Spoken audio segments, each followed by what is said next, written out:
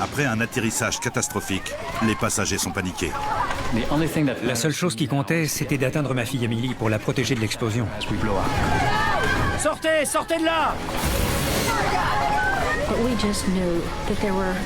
On savait que beaucoup de passagers n'étaient pas sortis. La porte! Ouvrez la porte!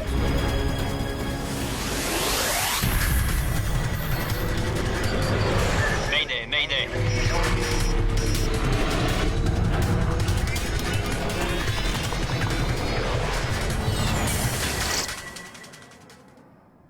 Cette histoire est fondée sur les enregistrements du contrôle aérien, les rapports officiels et divers témoignages.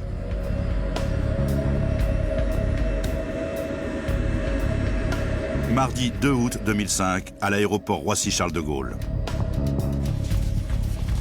Les 297 passagers embarquent sur le vol Air France 358 à destination de Toronto. Au fond à gauche.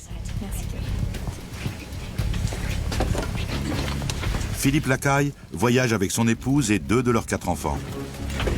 Emily, tu veux le côté hublot? Ils sont à l'arrière de l'avion et ne sont pas tous ensemble.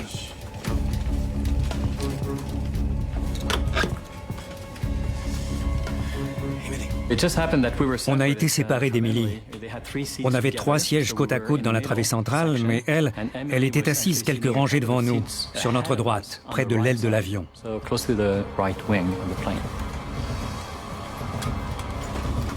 Pour Eddie O, le vol 358 est la suite d'un voyage entamé à Johannesburg. Je suis étudiant au Canada, à l'université de Queen's. Et tous les étés, je retourne en Afrique du Sud. Eddie est très chargé. J'avais toutes mes affaires, mes livres, mes vêtements, tout l'argent pour les frais de scolarité de l'année, mes ordinateurs portables. C'est aussi une étape supplémentaire du long voyage qui ramène Johan Kordari Bundok de Thaïlande.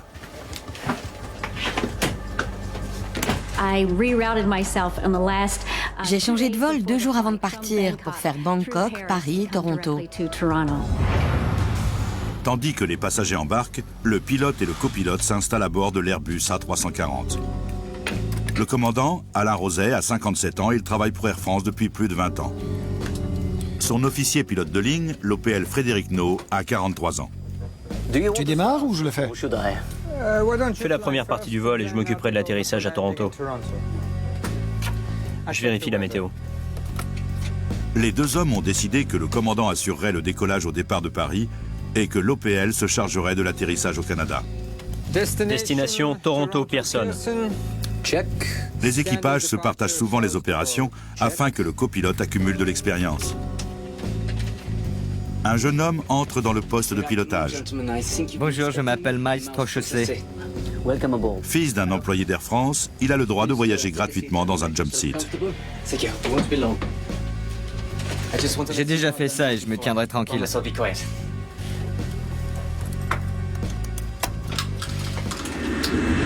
Cet avion est un des plus sûrs au monde. Depuis son apparition en 1993, l'A340 présente un bilan de sécurité excellent. AF 358. Air France 358, piste 27 gauche. Autorisation de décoller. Autorisation de décoller, AF 358. Bon après-midi, messieurs. Peu avant 14 h, le vol Air France 358 décolle de Roissy-Charles de Gaulle.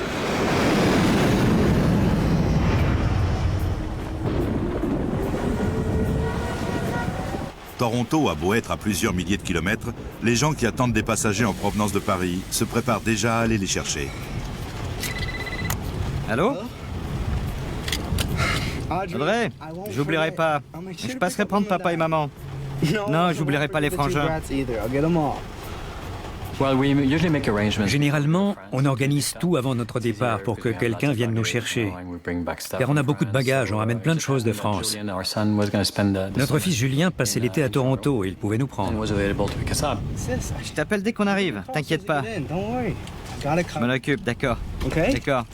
Allez, à plus tard, salut. Bye.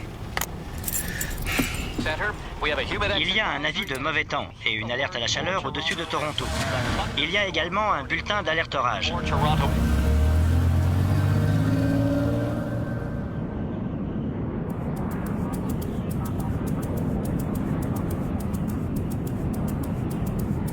Le voyage Paris-Toronto dure en général 8 heures. Et alors qu'il approche du Canada, le vol 358 d'Air France a tout d'un vol ordinaire.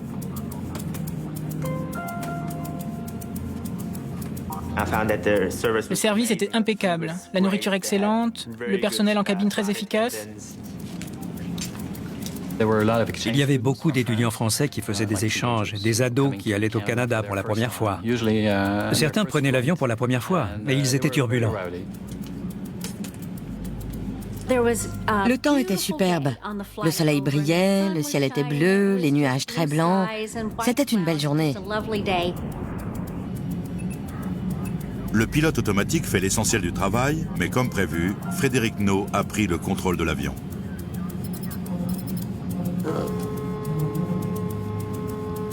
Il y a un nouveau bulletin météo. Les deux hommes reçoivent régulièrement des bulletins météo. Couvert et pluvieux, risque d'orage, température légèrement supérieure à 20 degrés.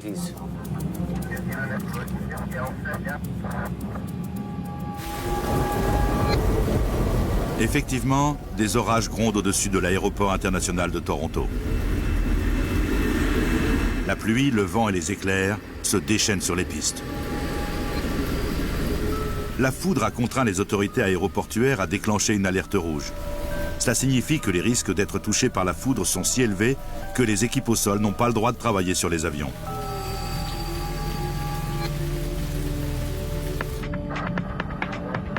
Au moment où le vol 358 approche de l'aéroport, il est placé en circuit d'attente. Et la météo ne s'améliore pas. Il va y avoir un peu de retard. Air France 358, bien compris.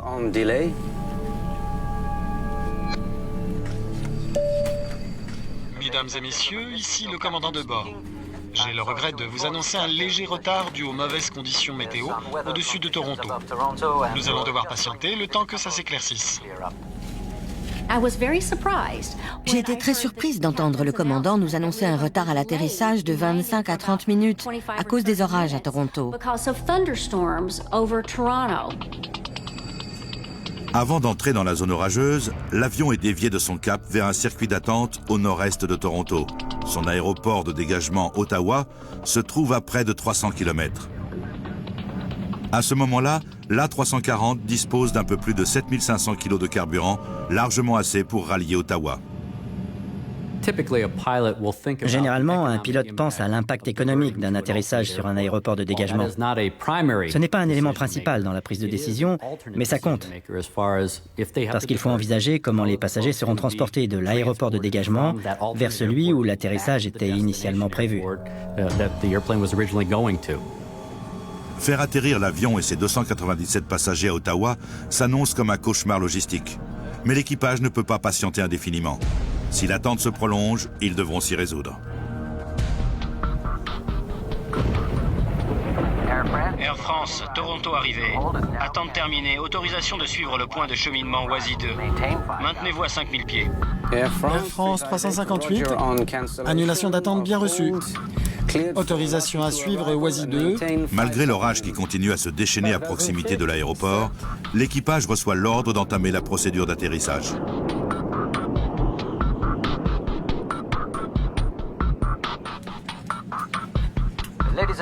Mesdames et messieurs, ici le commandant de bord. Nous commençons la descente vers Toronto. Nous devrions nous poser à 16h, heure locale.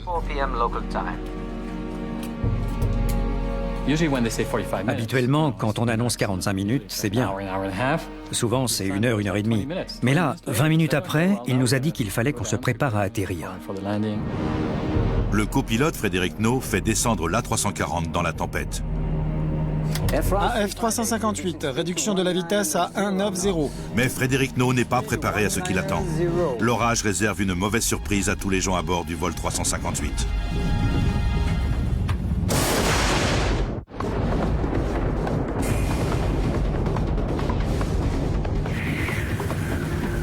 L'orage se déchaîne de plus en plus dans les rues de Toronto.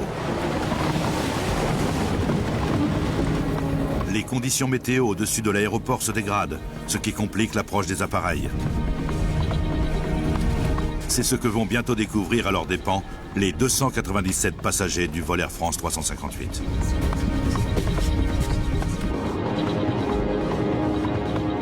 Volet 2. Volet 2. Vitesse F. Sortez le train. Train sorti. Spoiler en position. 4 trains sortis. Train sorti, spoiler en position, 4 trains sortis.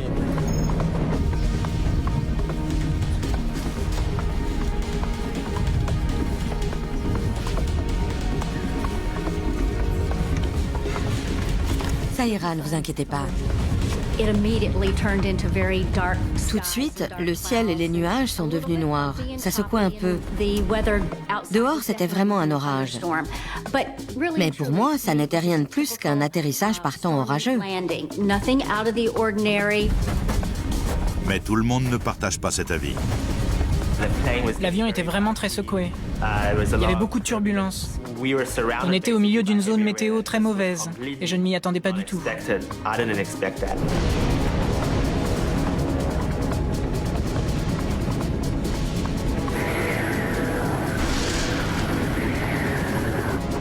AF 358, réduisez votre vitesse en approche finale. Le copilote a mis l'avion en position et il est sur le point de le poser. AF 358, reçu. Volet au maximum. Volet au maximum.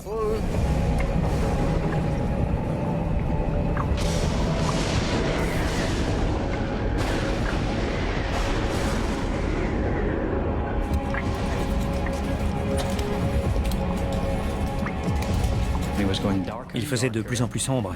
Il y avait des centaines d'éclairs. À chaque seconde, il y en avait autour de nous. Certains ont commencé à vraiment s'inquiéter, et j'en faisais partie. Devant l'Airbus d'Air France, 2 autres avions viennent de se poser sur la piste vers laquelle ils se dirigent. AF 358, tour de Toronto. Tour de Toronto, AF 358, à vous.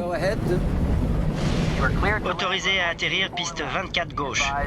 L'avion précédent a signalé que le freinage était difficile et a estimé que le vent en surface près de la piste est du 290, entre 15 et 20 nœuds. Freinage difficile, 15 nœuds, rafale à 20. Air France 358, merci. L'avion est dirigé vers la piste 24 gauche qui lui permettra de se poser dos au vent. Cette piste borde la plus grande autoroute de Toronto qui va bientôt être engorgée par les bouchons de fin d'après-midi.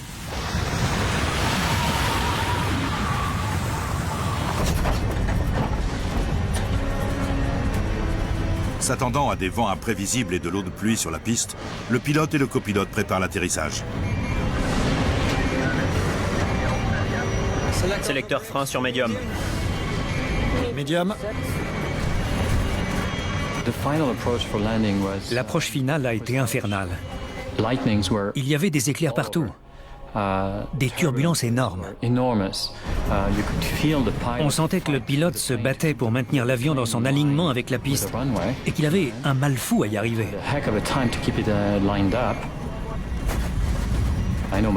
Mon fils était très inquiet et moi je l'étais de savoir ma fille loin de nous.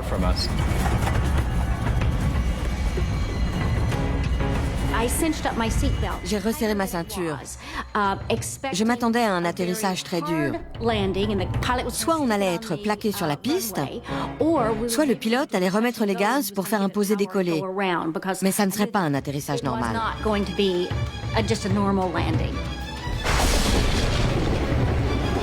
Atterrissage, pilote automatique et automanette coupée. À 16h02, le vol 358 est au-dessus du début de la piste.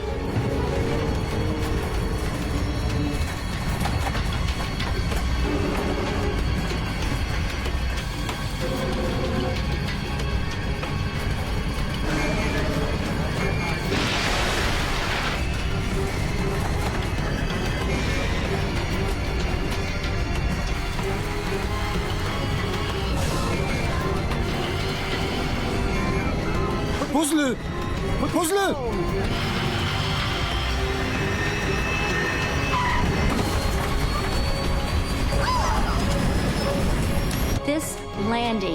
Cet atterrissage a été le plus intense et le plus dur de tous ceux que j'ai connus.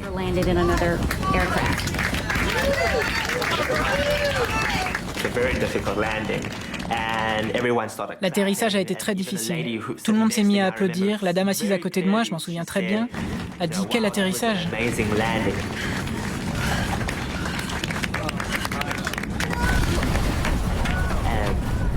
Mais dès qu'elle a eu terminé sa phrase, ça a été l'enfer.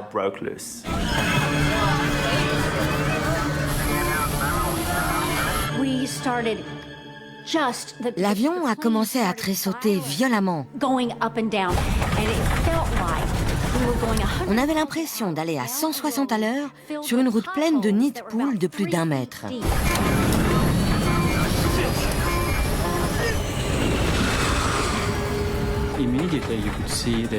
Immédiatement, on a vu un rougeoiement orangé. Je ne l'oublierai jamais.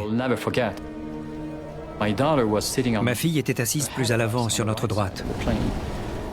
Et à ce moment-là, elle a tourné la tête dans notre direction, les yeux exorbités, et son visage se découpait sur un fond complètement orange. Quelques instants après l'atterrissage, l'avion qui roule à plus de 140 km/h arrive en bout de piste.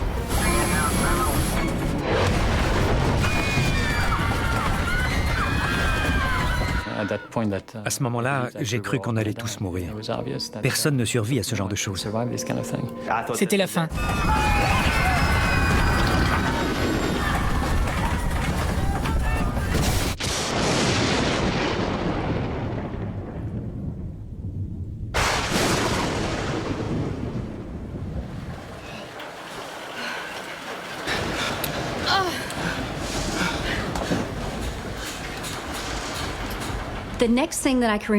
Ensuite, je me souviens, il y a eu l'annonce. Mesdames et messieurs, tout va bien, nous nous sommes arrêtés.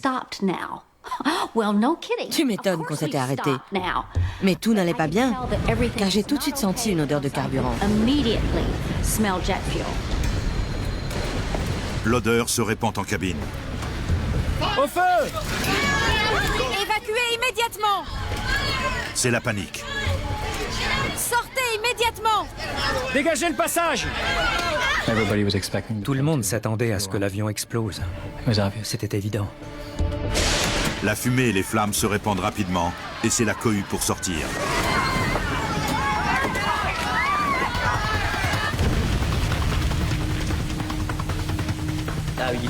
On a entendu quelqu'un à l'arrière crier « Au feu !» Et là, ça a vraiment été la panique.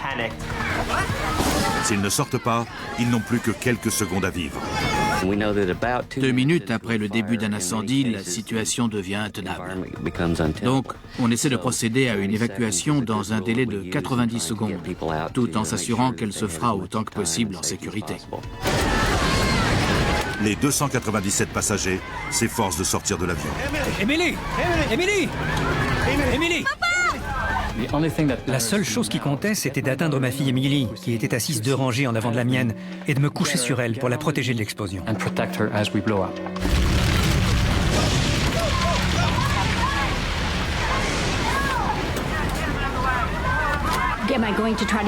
J'ai essayé de prendre mes bagages et mon portable, puis j'ai pensé, je risque de mourir pour avoir voulu prendre mon ordinateur. Et là, je me suis dit qu'il fallait que je sorte. Sur cet avion, il y a 8 issues de secours. Mais quelques secondes après l'accident, la plupart sont encore fermées. Les gens enjambaient les sièges, ils se poussaient. C'était vraiment chacun pour soi. Gardez votre calme. S'il vous plaît, gardez votre calme. Ça va aller. La porte! Ouvrez la porte!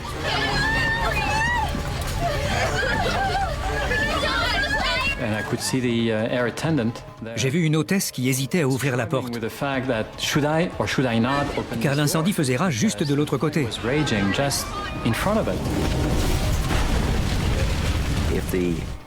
Si les réservoirs sont éventrés et que beaucoup de carburéacteurs s'écoulent sur le sol, il y a suffisamment de chaleur et de flammes pour faire fondre le revêtement de l'avion en quelques minutes. À l'avant de l'appareil, une épaisse fumée entre par une des ouvertures de secours. Et Joan Cordary Bundock se précipite de l'autre côté de l'avion. Le monsieur qui était devant moi tenait son sac, mais ça l'encombrait pour descendre le toboggan d'évacuation. C'était un homme assez corpulent. Et le toboggan ne s'est pas déployé jusqu'au bout. Donc j'ai basculé par-dessus ce monsieur et je suis tombée par terre. Eddie O a lui aussi trouvé une sortie, mais sans toboggan. Des gens me poussaient en avant, je n'arrivais pas à me retenir. Et je voulais pas sauter car j'étais au moins à 5 mètres de haut. Il va bien? Je sais pas. Est-ce qu'il va bien? Ça va. Dans le poste de pilotage, Alain Roset a été blessé quand son siège a été arraché du plancher par la violence de l'impact.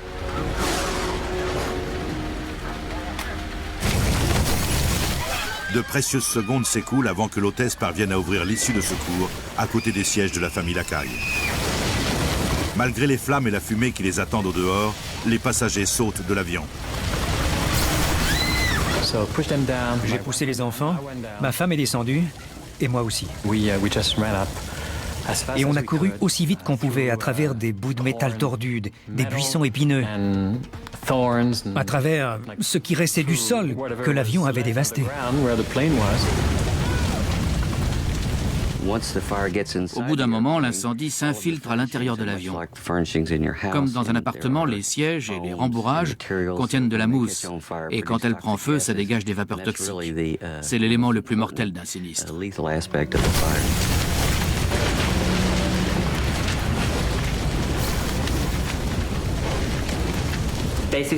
J'avais plus le choix, il fallait se jeter. J'ai dit une prière rapide, j'ai fermé les yeux et j'ai sauté.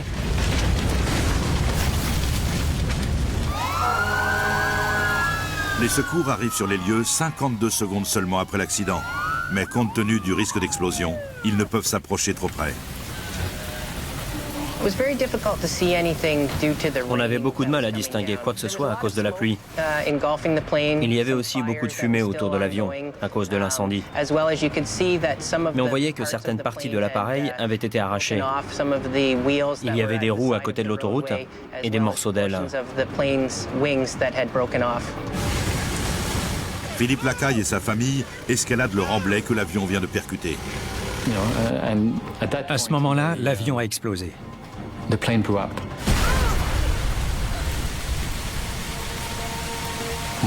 Une fois, deux fois, trois fois. On sentait et on entendait ces explosions énormes. J'ai regardé la première, car je n'en croyais pas mes yeux. Et j'ai vu ce que j'ai pris pour des bagages projetés dans les airs. Et à ce moment-là, je me suis dit que ça aurait pu être nous.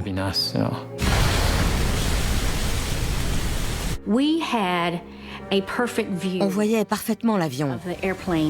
Il y avait une fumée noire qui sortait du flanc de l'appareil et des flammes jaunes, oranges et rouges. On était sauvés, mais on savait que beaucoup de passagers n'étaient pas sortis.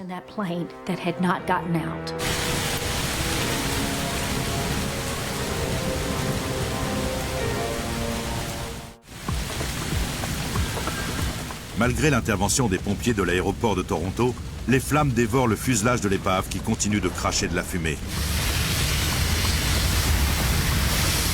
Hébétés et choqués, les passagers qui ont pu sortir s'éloignent comme ils peuvent de l'appareil.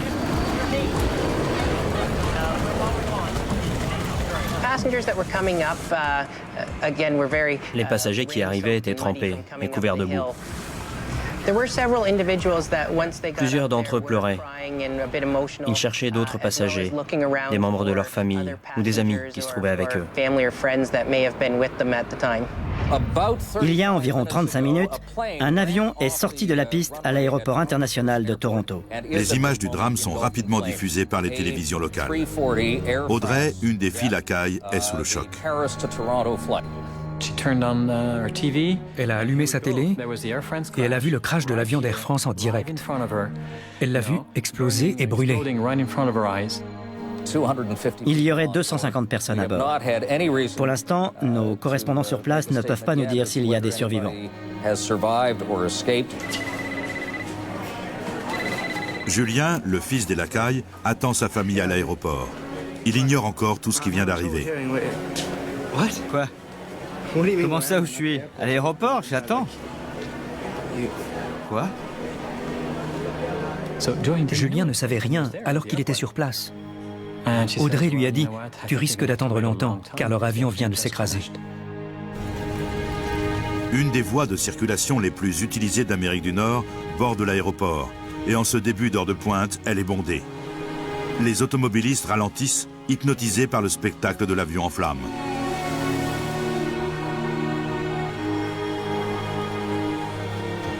Certains passagers qui se sont extraits de l'épave arrivent tant bien que mal au bord de l'autoroute.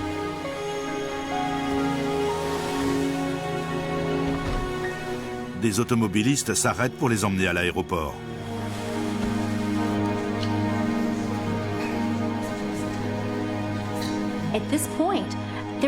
À ce moment-là, il n'y avait que 25 ou 30 personnes avec moi dans l'aéroport.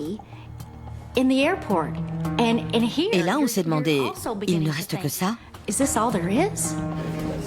Le personnel de l'aéroport s'efforce d'identifier les survivants au fur et à mesure qu'ils arrivent. Ils étaient complètement désorganisés. Il n'y a pas eu d'annonce, rien. Aucune organisation. On s'est retrouvés, tous les passagers en colère, dans une petite salle archi-comble à attendre qu'on s'occupe de nous. Certains ont même dit, la première catastrophe, ça a été l'accident de l'avion. Et la deuxième, ça a été la façon dont la situation a été gérée.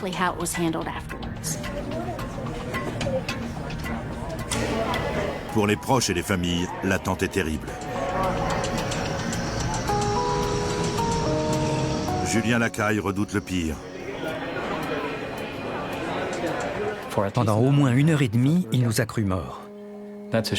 C'est honteux, car bien sûr, nous, on a paniqué, on a eu la peur de notre vie. Mais les familles qui attendaient les passagers ont eu encore plus peur, car pour elles, ça a duré bien plus longtemps.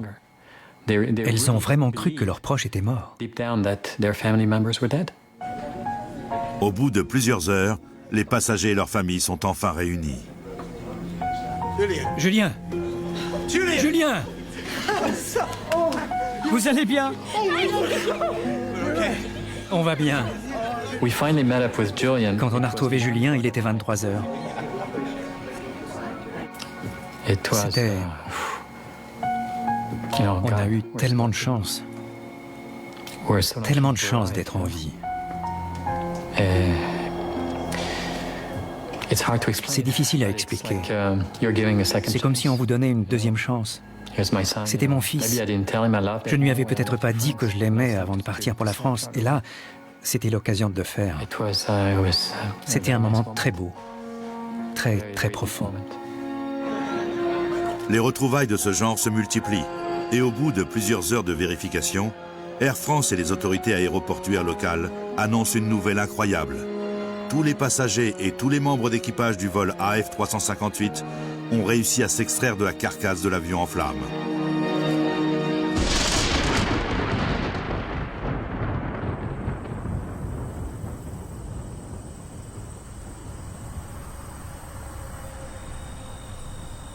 Le lendemain, il ne reste que des débris carbonisés.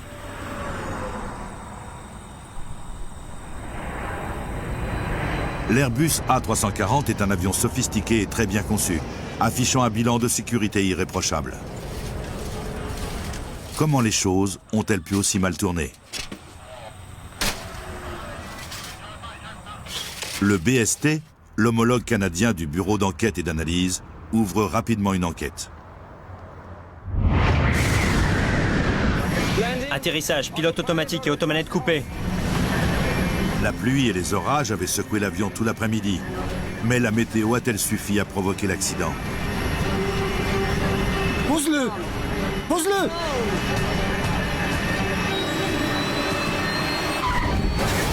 Ni le pilote ni le copilote ne se sont exprimés publiquement au sujet de l'accident.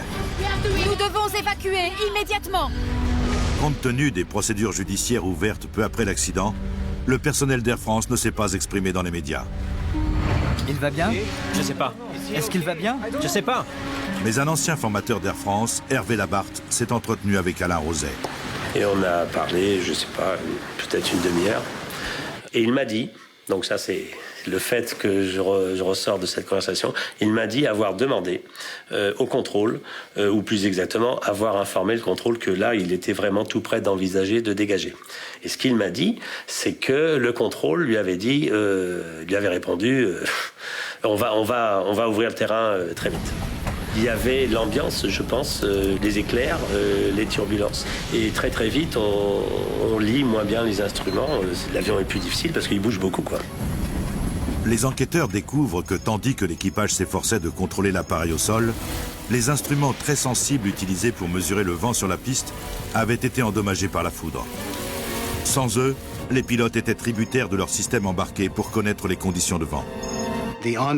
L'équipement de bord ne donnait que la direction et la vitesse du vent au niveau du nez de l'avion à un instant donné, et rien plus à l'avant. Les pilotes n'avaient donc aucun moyen de savoir ce qui les attendait. Pourtant, 2 avions s'étaient posés sur la même piste quelques minutes seulement avant le vol d'Air France. Et les équipages de ces appareils avaient fait de leur mieux pour informer le contrôle aérien des difficultés liées aux conditions météo. AF 358, Tour de Toronto.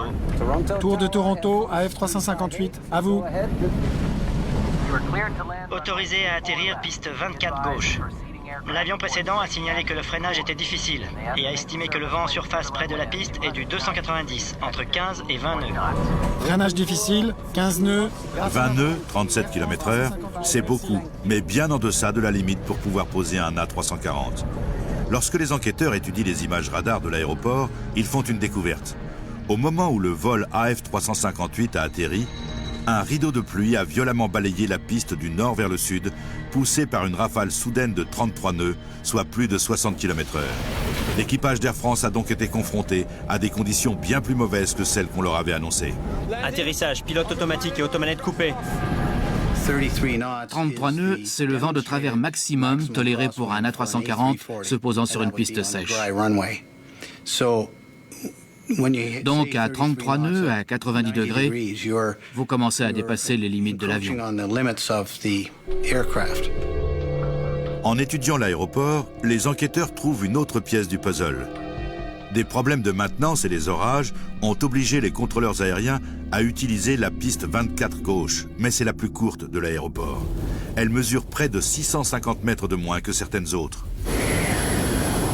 Le vol AF 358 doit donc se poser sur la piste la plus courte, aveuglé par la pluie et poussé par des vents inattendus. Depuis 4 heures en vol, ils savaient qu'il y avait des orages terribles, alerte rouge, etc. C'est ce qui, pour moi, pose le plus de problèmes parce que... Est-ce qu'ils étaient fatigués? Est-ce qu'il y avait un peu de laisser aller de la routine? Mais en tout cas, c'est clair qu'ils n'ont pas mesuré le danger. Il est évident que les pilotes n'ont pas perçu comme menaçantes les informations provenant de ces sources différentes. Par conséquent, ils ont tenté d'atterrir. Malgré des conditions mauvaises et une piste plus courte, l'avion disposait de 3000 mètres pour se poser, ce qui aurait dû suffire.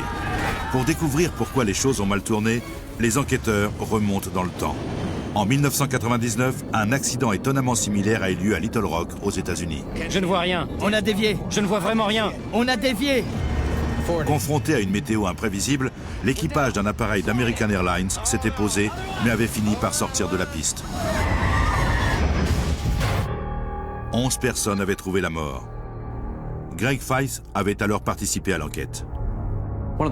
Tout de suite, j'ai eu une impression de déjà-vu. Les premiers éléments concernant l'accident de l'avion d'Air France m'ont beaucoup rappelé celui d'American Airlines. À Little Rock, Greg Feith avait découvert que l'équipage avait commis une erreur dramatique qui était en grande partie à l'origine du drame. Les pilotes n'avaient pas suivi toutes les procédures et les spoilers n'étaient pas armés. Or, ça permet de réduire la portance des ailes et ça fait appuyer lourdement l'avion sur la roue de train principale pour un freinage optimal. Les spoilers ne sont qu'un des moyens d'arrêter un avion de ligne. On utilise aussi des inverseurs de poussée ou reverse pour diriger la poussée des turbines vers l'avant lors de l'atterrissage et enfin des freins sophistiqués. Pour s'assurer qu'il n'y a pas eu de problème mécanique, les enquêteurs examinent ces 3 modes de freinage. Un des freins du vol 358 a été détruit par l'incendie, mais les 7 autres sont passés au banc d'essai. Tous fonctionnent correctement. Volet 2. Volet 2. Vitesse F. Sortez le train. Les enquêteurs constatent également que, contrairement à ce qui s'est passé à Little Rock, les spoilers ont été correctement déployés.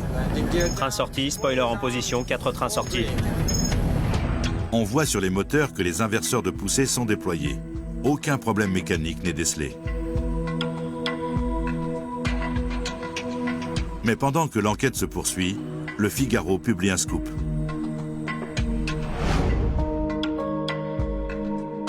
Il semblerait que les inverseurs qui permettent de ralentir l'avion en utilisant les moteurs n'aient été sortis que 12 secondes après que l'avion a touché la piste. À ce propos, le commandant Rosé m'a donc confirmé ce fait.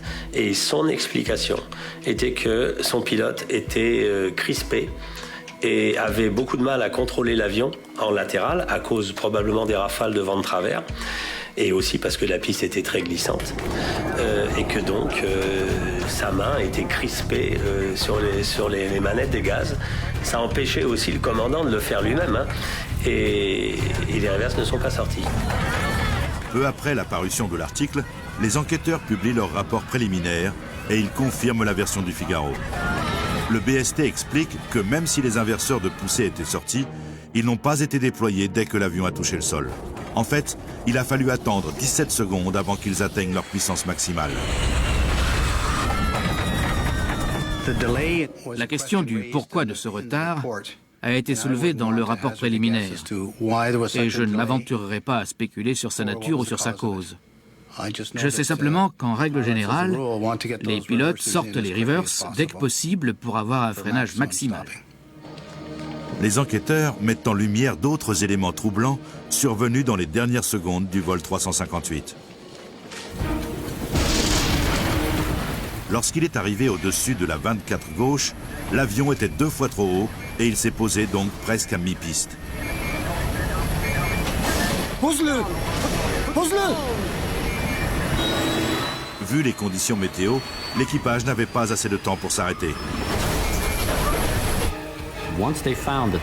Une fois que l'avion est sur la piste, le pilote doit décider soit d'y rester pour essayer de se sortir de ce pétrin, soit annuler l'atterrissage, remettre les gaz, redécoller, faire un tour, reprendre ses esprits et tenter un deuxième atterrissage. Dans un poste de pilotage, les décisions ne sont pas unilatérales. Pilote et copilote travaillent en tandem. Si le commandant voit que l'atterrissage va mal se terminer, il doit remettre les gaz. Il doit faire cette procédure d'atterrissage interrompue. C'est une obligation. Et bien entendu, si le copilote de lui-même le voit, c'est à lui de le faire en premier. Hein. Mais le commandant de bord a cette responsabilité d'intervenir pour ne pas laisser se dérouler un atterrissage trop long, ça c'est clair. Au moment où l'avion a touché le sol, il n'avait plus que 1500 mètres pour s'arrêter. Et le fait que les rivers n'aient pas été sortis immédiatement a fait perdre de précieuses secondes. Est-ce que l'action des reverses immédiates aurait fait une différence? Oui, bien entendu dans le cas général, puisque l'efficacité des reverses est à son maximum à grande vitesse, c'est-à-dire tout de suite à l'atterrissage. Et c'est tout l'intérêt des reverses, on peut résumer en parlant de freinage aérodynamique. L'autre problème, c'est que l'avion a touché des roues à mi-piste. Et que reverse ou pas, à mi-piste, c'était déjà trop tard, comme l'a souligné le directeur de l'enquête. Cela dit, s'il avait actionné malgré tout les reverses immédiatement, il serait sorti moins et moins vite. Par gros temps, la marge d'erreur est quasiment nulle. Cet après-midi-là, la pluie, une bourrasque de vent, un atterrissage tardif et une piste courte ont scellé le sort du vol 358. Les spécialistes de l'aéronautique sont d'ailleurs inquiets quand ils constatent que le nombre de sorties de piste reste encore trop fréquent de par le monde et que les procédures de sécurité pour les empêcher n'ont pas été mises en place.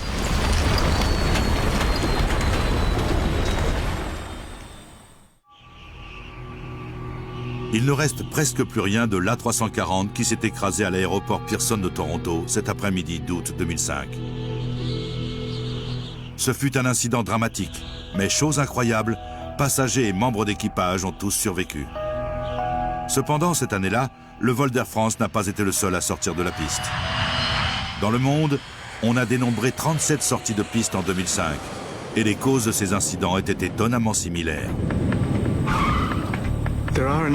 Certaines causes reviennent sans arrêt lors des sorties de piste.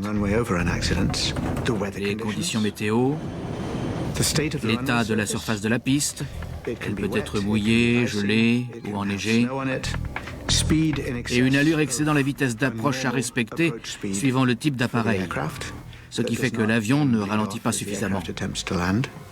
Tous ces facteurs sont récurrents lors des accidents de ce genre. Contrairement à l'accident de Toronto, d'autres du même genre ont fait des victimes. Cet avion est sorti de la piste à Chicago quelques mois après celui d'Air France et a provoqué la mort d'un enfant qui se trouvait dans une voiture. Beaucoup d'aéroports anciens, en particulier dans les grandes villes, qui se sont étendus vers les aéroports, ne peuvent consacrer qu'un espace limité aux aires de dégagement.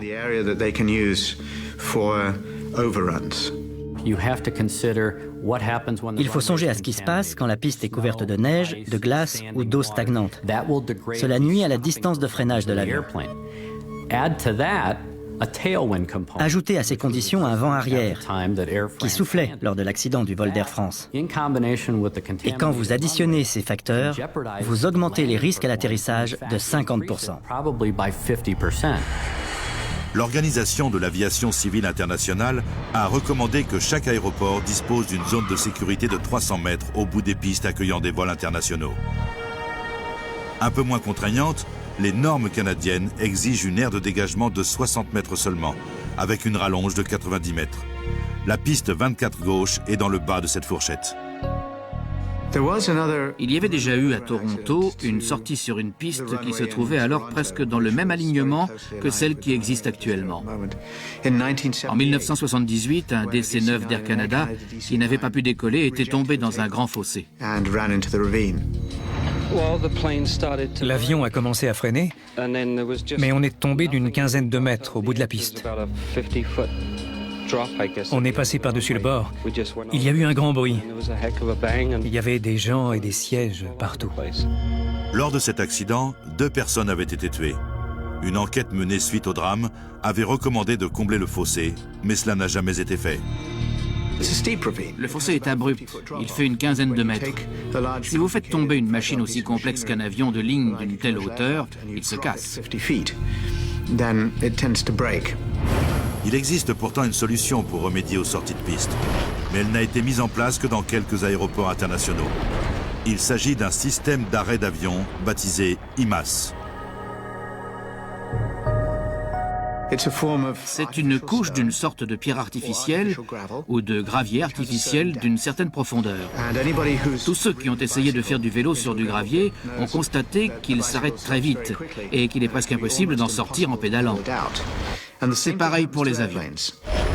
Seuls quelques aéroports dans le monde ont installé ce système. C'est nettement plus efficace que le freinage par friction et incomparablement plus efficace que les inverseurs de poussée et les spoilers. Bien réalisés, ces systèmes peuvent stopper un avion de grande taille, quel que soit l'état de la piste, sur une distance très courte. Nous devons évacuer immédiatement. Une des directives de sécurité a cependant bien été respectée lors de l'incident du vol 358. Malgré la fumée et les flammes, l'équipage s'est assuré que tous les passagers évacuaient l'Airbus en 90 secondes.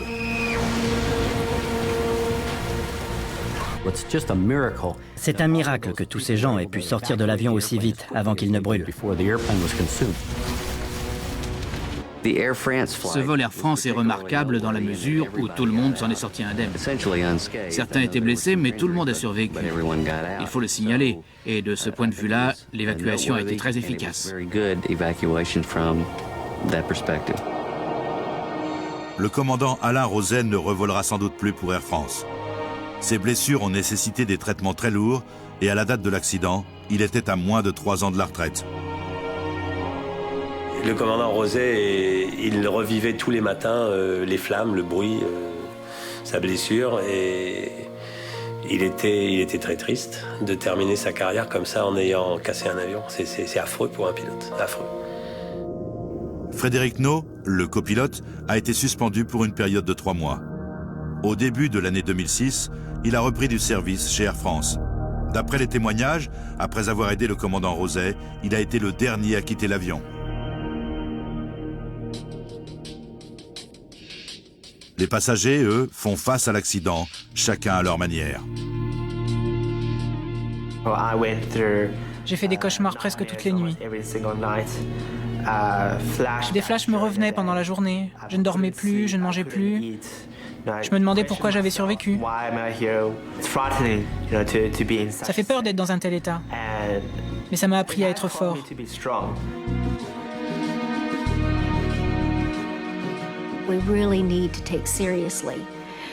Il faut vraiment prendre au sérieux les directives de sécurité et les consignes d'évacuation. Car on ne sait jamais. C'était un vol sans histoire. Il n'y avait aucun signe annonciateur d'un problème. Tout a basculé à la dernière seconde. Dieu merci, je suis là pour en parler aujourd'hui. La porte! Ouvrez la porte! Il y a eu beaucoup de négatifs dans cet accident. Il y a eu beaucoup de positifs. Le négatif, c'est « je vais mourir, c'est horrible, je fais des cauchemars ». Et oui, je suis traumatisé, mes enfants aussi. Mais il y a aussi du positif. Je suis en vie. On m'a donné une deuxième chance. On m'a donné une deuxième vie. Et nous tous, ma femme, mes enfants et moi, nous avons ressenti ces mêmes effets positifs. Il faut donner, faire quelque chose pour autrui, ouvrir son cœur et faire preuve de compassion à l'égard des gens qui en ont besoin. C'est presque thérapeutique pour nous. Plus on fait pour autrui, mieux on se sent. Donc, je me suis dit que si je pouvais ouvrir mon cœur aux autres, ça m'aiderait, moi aussi.